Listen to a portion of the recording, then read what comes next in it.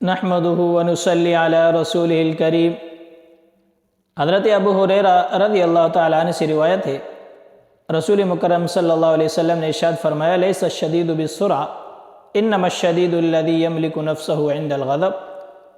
پہلوان وہ شخص نہیں ہے جو غصے کے وقت لوگوں کو بچھاڑ دے، پھٹک دے، بلکہ اصل میں پہلوان اور بہادر آدمی تو وہ ہے کہ غصے کے وقت اپنے نفس پر قابو پا لے، اپنے آپ کو کنٹرول کر لے۔ غصہ اللہ تعالیٰ نے انسان کی فطرت اور طبیعت میں رکھا ہے۔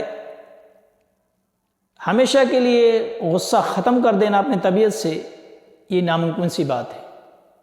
ہاں، غصہ آئے تو اس غصے پر قابو پا لینا یہ کوئی مشکل بات نہیں ہے، یہ ممکن بات ہے۔ حدیث کے اندر آتا ہے کہ جو شخص اپنے غصے پر قابو پا لیتا ہے اس کے لیے بے شمار فضائل وارد ہوئے ہیں۔ ایک حدیث کے اندر آتا ہے کہ جو شخص غصے پر کنٹرول کر لیتا ہے، قابو کر لیتا ہے، غصہ نافذ نہیں کرتا ہے، اللہ تعالیٰ قیامت کے دن اپنا غصہ اس پر سے روک لیں گے۔ اور ایک حدیث کے اندر آتا ہے اللہ تعالیٰ محشر کے میدان کے اندر ایسے شخص کو بلائیں گے کہ جس نے غصے کو کنٹرول کیا ہوا تھا۔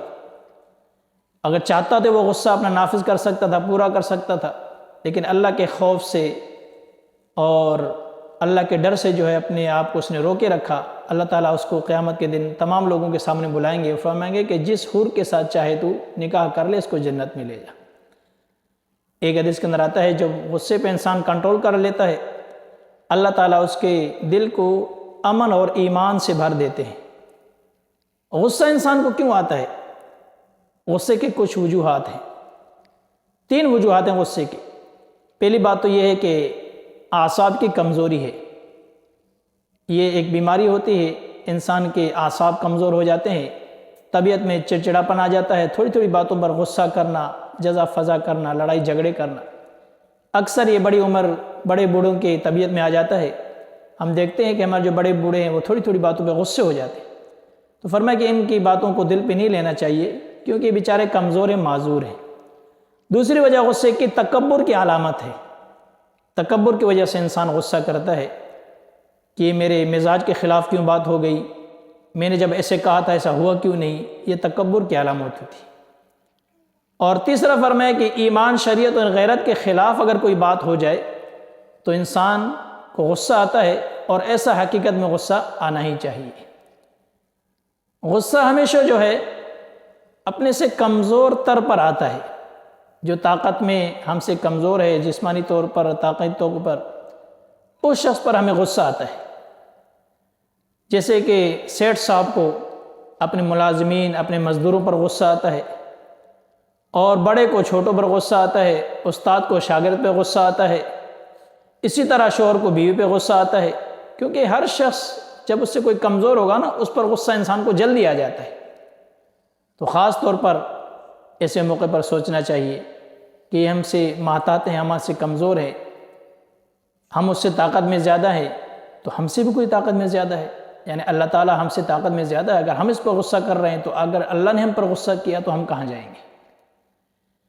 امام غزالی رحمہ اللہ نے بڑی اچھی اور پیاری مثال دی ہے غصے کے متعلق۔ فرمائے کہ غصے کی مثال ایک کتے کی طرح ہے۔ کتے 2 قسم کے ہوتے ہیں، ایک آوارہ کتا، باولا کتا، پاگل کتا، جو گلی کوچوں میں گھومتا رہتا ہے، پھرتا رہتا ہے، جو بھی اس کے سامنے آ گیا اس کو کاٹتا ہے۔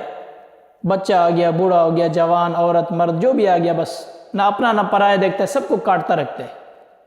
اس کو کہتے ہیں پاگل کتا، آوارہ کتا۔ دوسرا کتا ہوتا ہے جس کو مالک سدھاتا ہے، سکھاتا ہے، تعلیم دیتا ہے، وہ مالک کے اشاروں پہ چلتا ہے، اور مالک اس کو اپنے ساتھ لے کے چلتا ہے، شکار کے لیے لے جاتا ہے۔ مالک اشارہ کرتا ہے ادھر جاؤ تو وہ جاتا ہے، مالک اشارہ کرتا ہے رک جاؤ تو رک جاتا ہے۔ ایسے کتے کو کہتے ہیں تعلیم یافتہ، سدھایا ہوا کتا۔ تو فرمائے کہ ہمارا غصہ جو ہے یہ سدھائے ہوئے، تعلیم یافتہ کتے کی طرح ہونے چاہیے کہ کم از کم ہمارے کنٹرول میں ہوتے ہو۔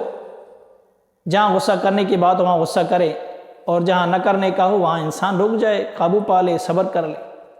کم از کم غصہ انسان کے کنٹرول میں ہونا چاہیے۔ اب غصے کے علاج احادیث کے اندر بتلائے گئے ہیں۔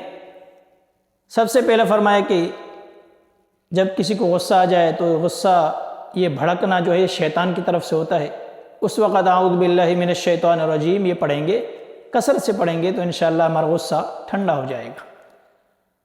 اور دوسرا علاج فرمایا کہ وضو کر لیں، وضو کرنے سے غصہ ٹھنڈا ہو جائے گا، اور اگر ہم کھڑے ہوئے ہیں تو بیٹھ جائیں، بیٹھے ہوئے ہیں تو لیٹ جائیں، اور اس مجلس سے الگ ہو جائیں جس پہ کوئی تکرار، کوئی بحث مباحثہ چل رہا ہے، تو انشاءاللہ ایسے کرنے سے ہمارا غصہ ختم ہو جائے گا۔